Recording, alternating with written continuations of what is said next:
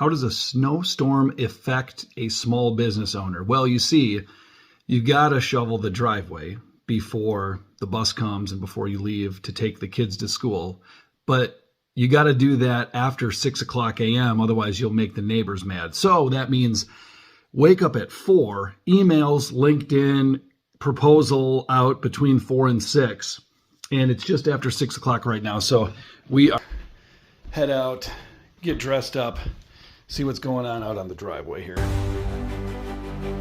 Snow gear, check. Oh, goodness. Boots. Check. And this is the 5th time that I've had the pleasure of shoveling so far, which is usually about all we have to do in a year. Let's select our tool of choice. Let's go with this guy.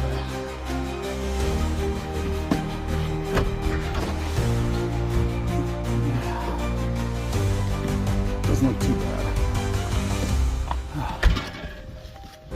I'd say more than 2 inches. 2 inches probably, not too bad.